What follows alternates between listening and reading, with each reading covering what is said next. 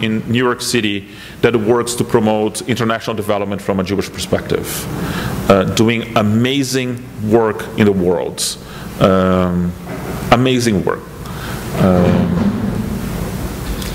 So we were from 9 different seminaries and from 5 different denominations, plus 4 staff, with the exception of this one here. Everyone else were Americans.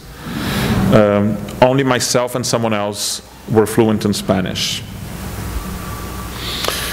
For 1 week, we worked on building a trail. The community there had an ecotourism project that they were working on, and we worked with them. And I must tell you that the 19 rabbinical students and 4 staff put together in a week probably led to less results than one of them in 1 day. Right? So I'll tell you a bit about that trip and try, and here you'll see some pictures, and let's try not to let the pictures distract you from what I'll be saying. I was locked in between 2 worlds. On the one hand, I was a rabbinical student, I was a Jew, I was a child of privilege, and at the same time, I was a Latin American. I was someone for whom the realities that we were seeing there were not very different from the realities in which I grew up. And when we talked about international development, there was a part of me that identified with Mexico, although I was there representing the US. There was something that really bothered me, and that was how touched I was by their poverty. Again, I come from a place in which, if you look at the pictures, you don't see any absolute poverty here. I come from, and I'm sure that if we had been in other places in Mexico, they would not be able to provide the installations for us. 23 people coming from America would have found okay to sleep in or to spend a week at. But I'm sure they would have in Mexico examples of absolute poverty in the same way that I grew up in Brazil where absolute poverty existed.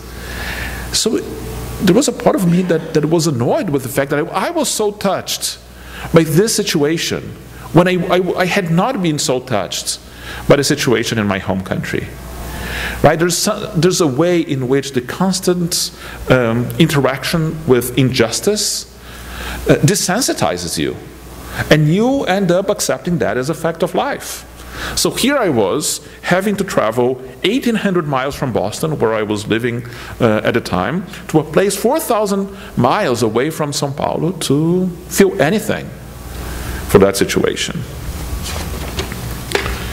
And then, amidst that situation of poverty, every morning, again, it's a group of 19 rabbinical students, we paid a lot of attention to our religious services.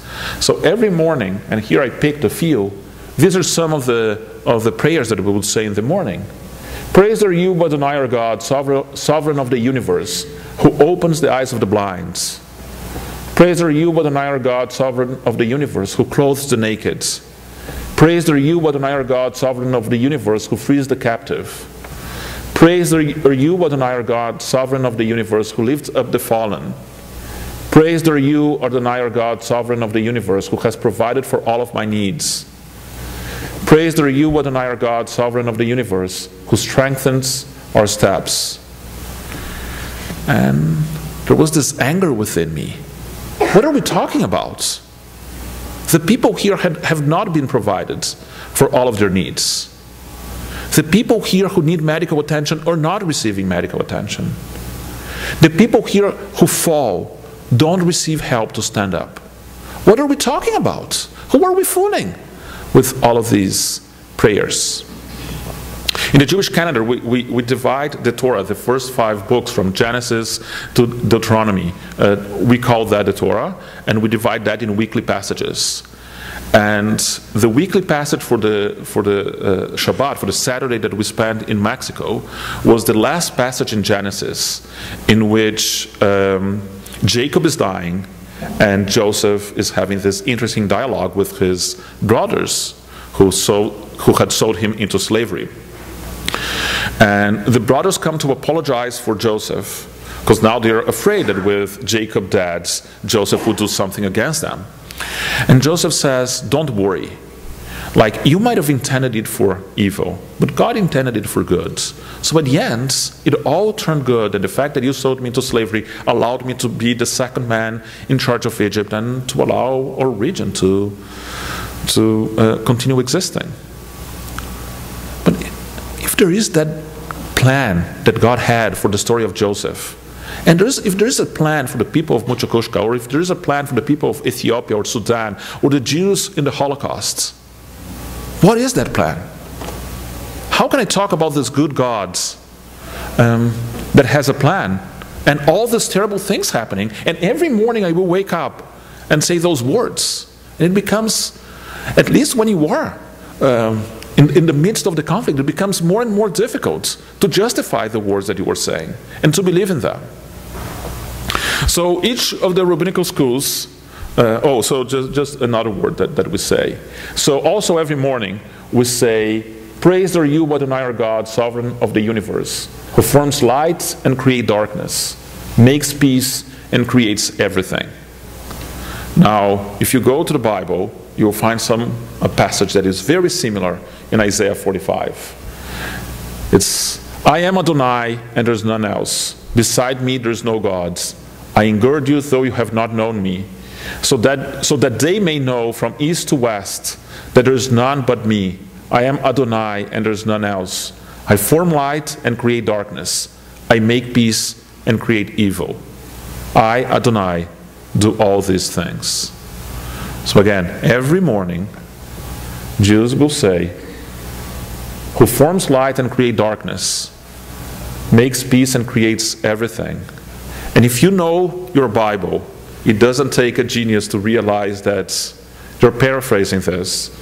And as now Rabbi Dr. Rachel Adler taught me, this is the way of the rabbis of acknowledging that everything good and evil comes from God. But it's too painful to acknowledge the evil part every morning, so they replace evil with everything. Right? Again, there's that anger every morning that I'm there in Mexico. So each one of the rabbinical schools is asked to lead services one day. It happened that my rabbinical school was asked to lead the last day. And I'm with all of that anger, right? And then I go and I talk. And look, one thing that I want to make clear here, this was a very specific community. We were 19 rabbinical students with 4 members of staff working with rabbinical students. I'm not sure if the experiment that I'm going to tell you about, if that's something that I would do in a synagogue or in a service that was open to the wider community. But I felt that we had to respond to the tension between the prayers that we were saying every morning and the reality as we were experiencing it. So our group decided to radically reimagine the service. So one of the ways that we did that was by taking the Hebrew and radically retranslating. So I don't know if you can see, but like the first 2 lines in English have been crossed. That is the translation that I read to you a while ago. So the one who says, who opens the eyes of the blind, we retranslated as, for providing health clinics in the place where I live. Emphasis on I. The one that says, who clothes the naked, we said, for providing for the basic needs of my family. Again, emphasis on my. And the one that said, who frees the captive, we retranslated to say, for having acted in history when my people was prisoner in Mitzrayim, which is Hebrew for Egypt, or for the narrow place. Again, emphasis on my. There's a lot of sarcasm in the way we translate it, but it was our way to express the anger and the pain of being there and seeing that reality. But we also wanted like this to be about resolution.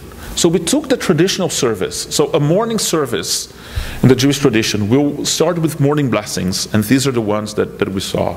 And then it is like this spiritual crescendo that from the morning blessings will